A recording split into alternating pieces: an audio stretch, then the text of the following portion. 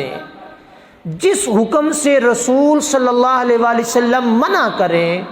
اس سے رک جانا، اور جس چیز کی رہنمائی کریں، جس کا حکم کریں کہ یہ کرو،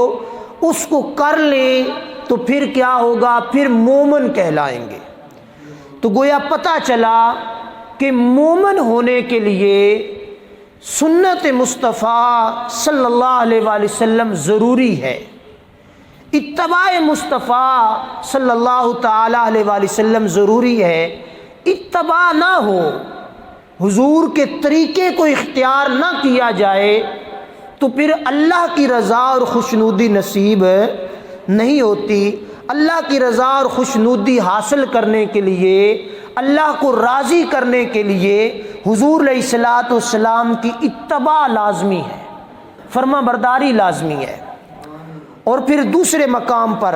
اللہ پاک جل شانہ نے ارشاد فرمایا فَلْيَحْذَرِ الَّذِينَ يُخَالِفُونَ عَنْ أَمْرِهِ أَن تُصِيبَهُمْ فِتْنَةٌ أَوْ يُصِيبَهُمْ عَذَابٌ أَلِيمٌ۔ تو ڈریں وہ لوگ جو رسول صلی اللہ علیہ وآلہ وسلم کے حکم کے خلاف کرتے ہیں، یعنی آپ کا حکم نہیں مانتے، آپ کے حکم کی خلاف ورزی کرتے ہیں، انہیں کوئی فتنہ آ پہنچے یا کوئی مصیبت اور تکلیف آ پہنچے، یا پھر ان کے لیے دردناک عذاب آ کھڑا ہو۔ اب یہ چیز سمجھنی ہے ہم لوگوں نے۔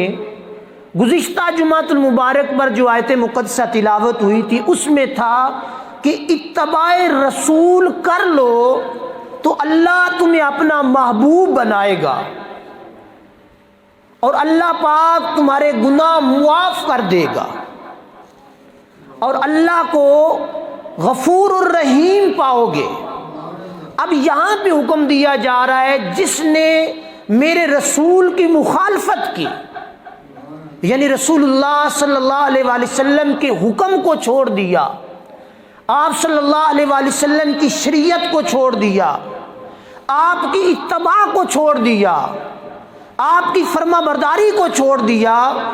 اور اپنی من مانی زندگی بسر کرنا شروع کر دی، تو کیا ہوگا؟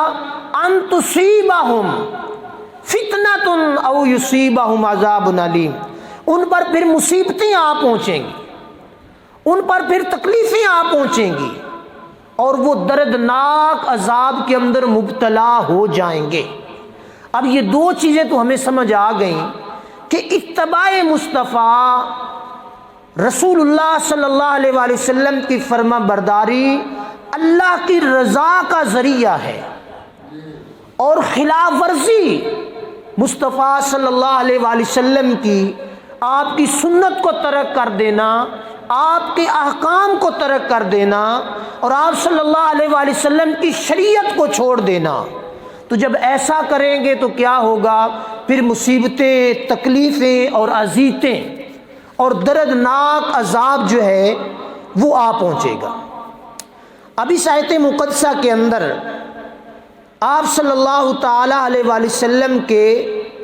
حکم کے خلاف کرنے سے مراد آپ صلی اللہ علیہ وآلہ وسلم کے حکم کے تقاضوں کو چھوڑ دینا اور آپ کے رستے کو چھوڑ دینا، یعنی جو رب نے اسوہ رسول فرمایا کہ زندگی کا ایک ایک گوشہ، ایک ایک لمحہ اے ایمان والو تمہارے لیے نمونہ ہے، تو جب اس نمونے کو کوئی بھی بندہ کسی زاویے سے چھوڑ دے گا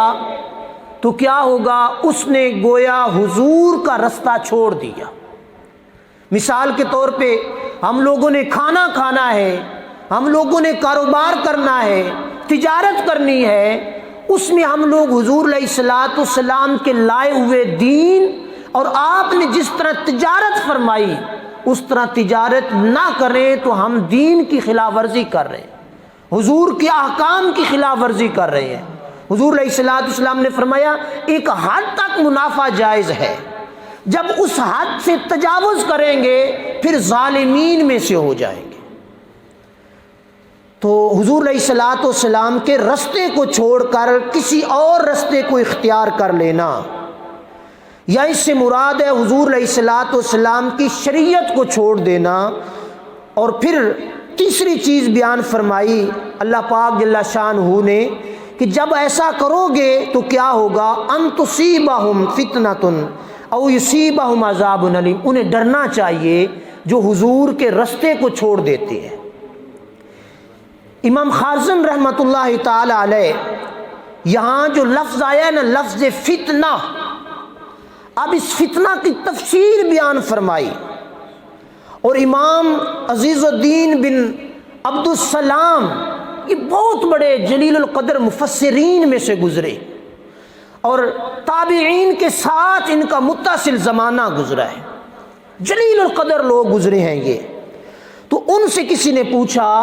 یہاں جو ان تصیبہم فتنۃ او یصیبہم عذاب علیم ہے، اس سے کیا مراد ہے؟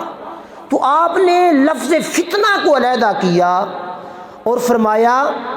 کہ فتنہ سے مراد یا تو مال، جان اور اولاد کے ذریعہ